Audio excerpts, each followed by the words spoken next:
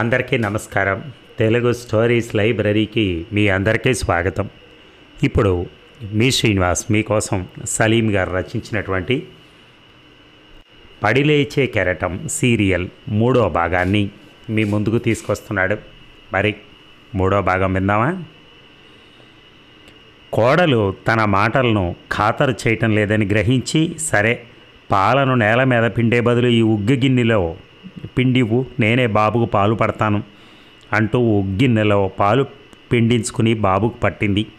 3వ రోజు తన పక్కన పడుకుని నిద్రపోతున్న బాబు అమాయకమైన మొహం వైపు చూడగానే అనాయాసంగానే ఆమెలోని తల్లి ప్రేమ పొంగుకొచ్చింది. అదే సమయంలో వాడు నిద్రలోనే నవ్వటం గమనించి, ఎంత అందంగా నవ్వుతున్నాడో చూడు అనుకుని మురిసిపోయింది. బాబుని గుండెలకు హత్తుకుని, అయ్యో నా తండ్రి, నువ్వేం తప్పు చేశావని దూరం పెట్టానురా నిన్ను. ఈ తల్లిని క్షమించరా కన్నా. ఈ 2 రోజులు నిన్ను చాలా బాధ పెట్టాను కదా, ఇంకెప్పుడూ బాధ పెట్టను నాని అంటూ వాడి నోటికి రొమ్మును అందించింది. వాడు నిద్రలోనే పెదవులతో చప్పరిస్తూ పాలు తాగుతుంటే తన్మయత్వానికి లోనైంది. వాడికి పేరు పెట్టాల్సి వచ్చినప్పుడు కోటయ్య చనిపోయిన తన తండ్రి పేరు పెట్టుకుందామనుకున్నాడు. రాజ్యం ఒప్పుకోలేదు. పాతకాలం నాటి పేర్లు తన కొడుక్కి పెట్టనని భీష్మించు కూర్చుంది. సరే నీకు నచ్చిన పేరే పెట్టుకో అని కోటయ్య అన్నాక చాలా రోజులు ఒక మంచి పేరు కోసం ఆలోచించింది. ఆమెకు కొత్తపట్నంలో తను చూసిన సముద్రం గుర్తొచ్చింది. నిరంతరాయంగా అలల్ని ఎగరేసి ఆకాశాన్ని అందుకోవాలని ప్రయత్నించే సముద్రం, లోతైన విశాలమైన సముద్రం. తనకు సముద్రం అంటే చాలా ఇష్టం. తన కొడుకు సముద్రం అంత జ్ఞానాన్ని సంపాదించి గొప్పవాడు కావాలనే ఉద్దేశంతో వాడికి సాగర్ అని పేరు పెట్టింది. వాడు ఎదిగే కొద్దీ వాడి మీద ప్రేమ అనంత సాగరంలా పెరగసాగింది. నీ చిన్న కొడుకు ఎంత అందంగా ఉంటాడో, ఎంత మెత్తని మనసో, ఇంత బుద్ధిమంతుడిని మేము ఎక్కడా చూడలేదమ్మా అని చుట్టుపక్కల వాళ్ళు పొగుడుతూ ఉంటే పొంగిపోయేది. వాడి ముద్దు ముద్దు మాటల్లో ప్రపంచాన్నే మర్చిపోయేది. ఇంట్లో అందరికీ వాడంటేనే ఎక్కువ ఇష్టం. వాడు అవిటోడు కాబట్టి వాడిని మరింత ప్రేమగా శ్రద్ధగా పెంచాలనుకుంది మొదట్లో రాజ్యం. కానీ వాడు పెరిగే కొద్దీ వాడి తెలివైన మాటల వల్ల, ప్రేమ నిండిన చేష్టల వల్ల అప్రయత్నంగానే వాడి మీద అమితమైనటువంటి ప్రేమను పెంచుకుంది. వాడికి వాడి నానమ్మ దగ్గర మరీ చనువెక్కువ. ఆమె తన మనవణ్ణి ఎవరైనా పల్లెత్తు మాట అంటే ఊరుకునేది కాదు. అపర కాళికలా విరుచుకుపడేది. ఆ సాయంత్రం సీను చేసిన నిర్వాకం కానీ, రమణమ్మతో జరిగిన గొడవ గురించి కానీ అత్తకేమీ చెప్పలేదు. ఆమెకు తెలిస్తే రమణమ్మ వాళ్ళ ఇంటి మీదకు తగాదాకు వెళ్ళి వాళ్ళ వంశం మొత్తాన్ని ఏకిపారేసి చెవులు చిల్లులు పడేలా శాపనార్థాలు పెట్టి నానా రభస చేసొచ్చేది. ఆలోచనల నుంచి బయటపడి తన మంచం మీద పక్కనే పడుకుని ఉన్న సాగర్ వైపు ఆపేక్షగా చూసుకుంది. చీకట్లో కూడా వాడి మొహం చంద్రబింబంలా మెరిసిపోతోంది.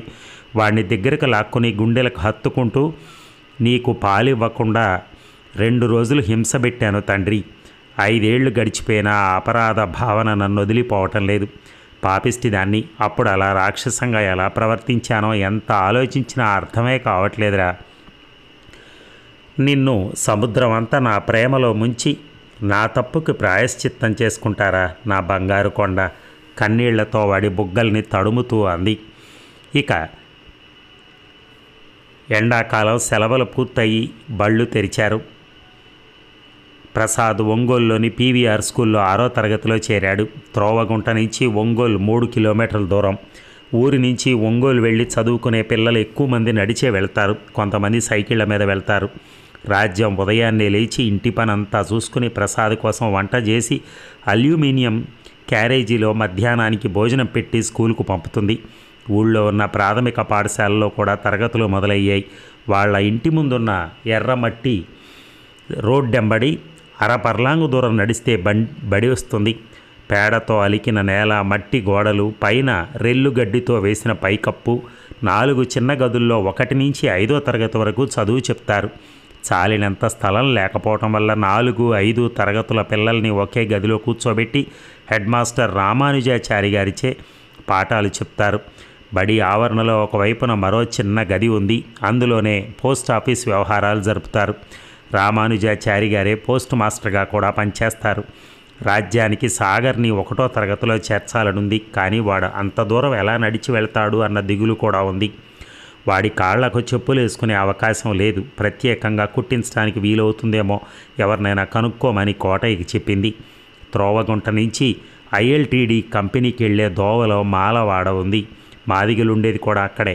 ఊళ్ళో ఎవరికి చెప్పులు కావాలన్నా మాదిగ ఎంకడే కుట్టిస్తాడు.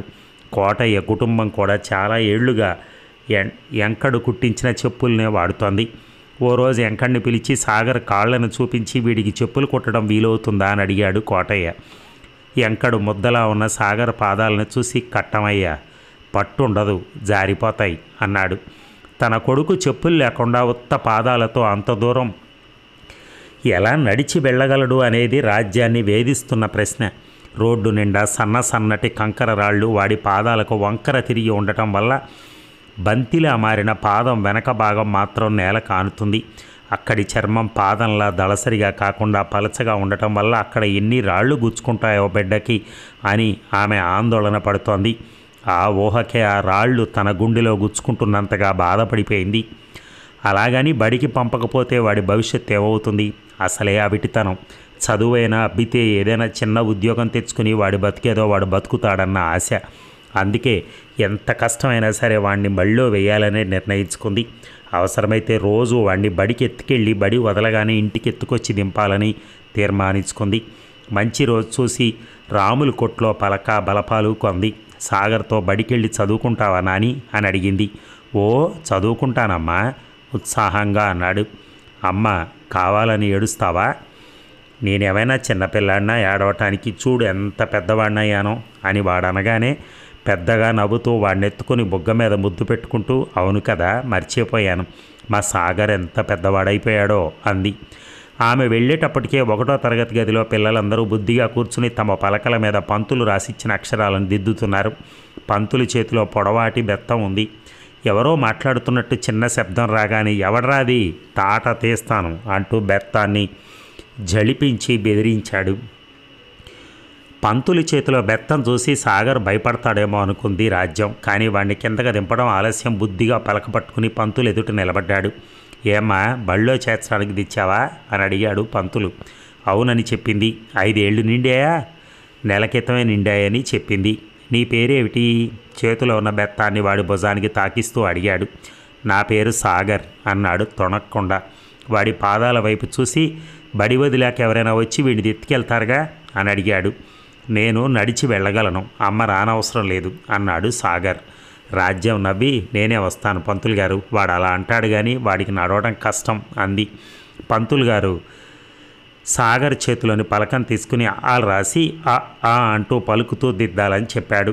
సాగర్ మిగతా పిల్లలతో కలిసి కూర్చున్నాక రాజ్యం తిరిగి వచ్చేసింది. ఇంటికి వచ్చిందన్న మాటే కానీ మనసంతా సాగర్ మీదే ఉంది. బడి వదిలేయకముందే వెళ్ళి బడి వదిలే వరకు అక్కడే వేచి ఉండడం మంచిదనుకుంది. ఒకవేళ తను వెళ్ళటం ఆలస్యమై బడి ముందే వదిలేస్తే సాగర్ ఇబ్బంది పడతాడన్న భయం. అలా 2 రోజులు సాగర్ని బడికి ఎత్తుకెళ్ళి మళ్ళా ఇంటికి ఎత్తుకొచ్చింది. 3వ రోజు వాడిని తయారు చేసి పలక బలపం చేతికిచ్చి ఎత్తుకోబోతున్నప్పుడు ఈరోజు నేనే వెళ్తానమ్మా, నడిచే వెళ్తాను అన్నాడు సాగర్. వద్దు బాబు నీకు కష్టం, నేనున్నాగా ఎత్తుకుని తీసుకెళ్తాను అంది. అందరూ నడిచే వెళ్తున్నారు కదమ్మా, నేను నడిచే వెళ్తాను. వాళ్ళు వేరు నాన్న, నువ్వు వేరు బాబు, వాళ్ళకి చెప్పులు ఉన్నాయి, నీకు లేవుగా, కాళ్ళలో రాళ్ళు గుచ్చుకుంటాయిరా. కింద చూసుకుంటూ రాళ్ళు లేని చోట కాలేస్తాలే అమ్మా, జాగ్రత్తగా నడుస్తాలే. వద్దురా చిన్నోడా, నా మాటిను, రోజు నేనే ఎత్తుకెళ్తాను.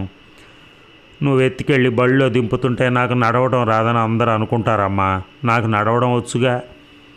నువ్వు పడిపోతావని భయం నానా అందామె.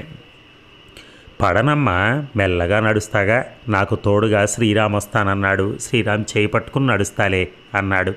అప్పుడే శ్రీరామ్ సంచిలో పుస్తకాలు పెట్టుకుని అక్కడికి వచ్చాడు. వాడు సాగర్ కన్నా 2 ఏళ్ళు పెద్దవాడైనా ఆలస్యంగా బళ్ళో వేయటం వల్ల ప్రస్తుతం 2వ తరగతి చదువుతున్నాడు. సాగర్ని నేను తీసుకెళ్తాను పిన్ని అన్నాడు సాగర్ చేయి పట్టుకుంటూ. సరేనని ఒప్పుకోవాలో లేక వాడి మాట వినకుండా ఎత్తుకెళ్లాలో ఆమెకు అర్థం కాలేదు. ఆమె ఎందుకు ఆందోళన పడుతుందో అర్థమైన సాగర్ నవ్వుతూ నువ్వేమీ భయపడకమ్మా, శ్రీరామ అన్న తోడున్నాడుగా, జాగ్రత్తగా వెళ్తాలే అన్నాడు. ఆమెకి సరే అనక తప్పలేదు. సాగర్ తన ఎడం చేతిలో పలకన పట్టుకుని కుడి చేత్తో శ్రీరామ్ చేయి పట్టుకుని బయటికి నడుస్తూ ఉంటే పడిపోతాడేమో, గట్టిగా పట్టుకోరా శ్రీరామ్ అంది. అలాగే పిన్ని అన్నాడు శ్రీరామ్. సాగర్ వెనక్కి తిరిగి నేను పడిపోనమ్మా, చూస్తూ ఉండు అన్నాడు. రోడ్డు మలుపు తిరిగే వరకు వాళ్ళని గమనించిన రాజ్యం వాళ్ళు కనుమరుగు కాగానే ఇంటి పనిలో పడింది. రోడ్డు మలుపు తిరగటం ఆలస్యం. సాగర్ తన చేతిని శ్రీరామ్ చేతి నుంచి విడిపించుకుని నడవసాగాడు. వద్దురా, పడతావు, పిన్ని కోపం వస్తుంది అన్నాడు శ్రీరామ్ మళ్ళా వాడి చేతిని లాక్కుని పట్టుకుంటూ. ఎందుకు నువ్వు కూడా పడతావు అంటావు, 10 సార్లు అంటావు. నేను పడను, నీ చేయి పట్టుకోకుండా నడవగలను అంటూ మళ్ళా చేతిని విడిపించుకుని నడవసాగాడు. సరే, నీ చేతిలో ఉన్న పలకైనా నాకు ఇవ్వు అన్నాడు శ్రీరామ్. ఇదేమీ బరువు కాదు, నేను మోయగలను శ్రీరామ్ అన్నాడు సాగర్. రాజ్యం పనిచేస్తుందన్న మాటే కానీ పిల్లాడు ఎలా నడుస్తున్నాడో అన్న ఆలోచనే మనసును తొలుస్తోంది. కాళ్ళు నొప్పెడుతున్నాయేమో అన్న దిగులు, రాళ్ళు గుచ్చుకుంటాయేమో అన్న భయం ఇక ఉండలేకపోయింది. తలుపుకు తాళం వేసి వేగంగా స్కూల్ వైపు నడిచింది. కొంత దూరం పోయాక పిల్లలిద్దరూ మెల్లగా నడుస్తూ కనిపించారు. సాగర్ శ్రీరామ్ చేతి సాయం లేకుండానే నడుస్తూ ఉండడం చూసి వీడి చెప్పిన మాట వినే రకం కాదు, మొండిఘటం అని ముద్దుగా అనుకుంది. వాళ్ళని గమనిస్తూ వాళ్ళ వెనక మెల్లగా నడవసాగింది. సాగర్ అలా నడిచి వెళ్తూ ఉంటే చూడటం ఆమెకి ముచ్చటగా అనిపించింది. ఇంత దూరం నడవగలడా అని కదా భయపడింది. వాడు సునాయాసంగా నడుస్తున్నాడు. వాడు అటు ఇటు కొద్దిగా ఊగుతూ నడవడం వల్ల పడతాడేమోనని భయమేసేది, కానీ ఇప్పుడు వాడు నింపాదిగా బ్యాలెన్స్ తప్పకుండా నడవడం చూసి సంతోషపడింది. ఎలాగో ఓ రోజు పంతులు గారితో ఓ విషయం మాట్లాడాలనుకుంది. అందుకే వాళ్ళ వెనక నడవసాగింది. పిల్లలిద్దరూ ఏదో మాట్లాడుకుంటూ నడుస్తున్నారు. ఇంకొక 10 అడుగుల్లో బడొస్తుందనగా అమ్మా అంటూ అరిచాడు సాగర్. వెనకే ఉన్న రాజ్యం ఒక్కంగలో వాడిని సమీపించి ఏమైంది బాబు అంటూ వాడిని దగ్గరగా పొదువుకుంది. వాడి మొహంలో బాధ స్పష్టంగా కనిపిస్తోంది. రాయి గుచ్చుకుందమ్మా అంటూ వాడు అమ్మను పట్టుకుని తన ఎడంకాలుని ఎత్తి పాదంలో గుచ్చుకున్న సన్నటి గులకరాయిని బయటికి తీశాడు. ఆ రాయి గుచ్చుకున్న చోట గుంటలా ఏర్పడి ఎర్రగా కందింది. అయ్యో తండ్రి, అందుకేగా నేను ఎత్తుకెళ్తానన్నాను, నా మాట విన్నావా అందామె. కందిన చోట ఉమ్మి రాసి మెల్లగా మర్దన చేస్తూ. సాగర్ నవ్వాడు. రాయి గుచ్చుకుంటే నవ్వుతావేంట్రా అంది. ఇప్పుడు నొప్పి లేదమ్మా, శ్రీరామన్నతో ఏదో మాట్లాడుతూ రాయిని చూసుకోలేదు. అయినా నువ్వెందుకు వచ్చావు, నాకేం కాదులే అమ్మా, నువ్వు వెళ్ళు అన్నాడు. వాడిని ఎత్తుకోవడానికి ప్రయత్నిస్తే బలంగా వ్యతిరేకించాడు. ఏం పర్లేదమ్మా, దగ్గరకు వచ్చేసాంగా, నడిచే వెళ్తాను, నువ్వు ఇంటికెళ్ళు అన్నాడు. మీ పంతులు గారితో మాట్లాడాల్సిన పనుందిరా, అందుకొస్తున్నా అంది. సాగర్ని తరగతి గదిలో కూర్చోబెట్టి శ్రీరామ్ తన గదికి వెళ్ళిపోయాడు. రాజ్యం పంతులను ఉద్దేశించి మీతో ఒక విషయం చెప్పడం మర్చిపోయాను అంది. అతను గది నుంచి బయటకు వచ్చి ఏమిటమ్మా అది అన్నాడు. పిల్లలకి వినిపించకుండా మంద్రస్వరంలో, మా అబ్బాయి సాగర్ది చాలా సున్నితమైన మనస్సు. వాడి అవిటితనాన్ని తోటి పిల్లలు ఎవరైనా ఎత్తి చూపినా ఎగతాళి చేసినా తట్టుకోలేడు. అలా చేయకుండా మీరే పిల్లల్ని కట్టడి చేయాలి అంది. మరి దానికి మాస్టర్ ఏమన్నారో, తర్వాత ఆ పిల్లవాడి పరిస్థితి ఏంటో మనం తరువాయి భాగంలో విందాం. Thank you very much. ధన్యవాదాలు.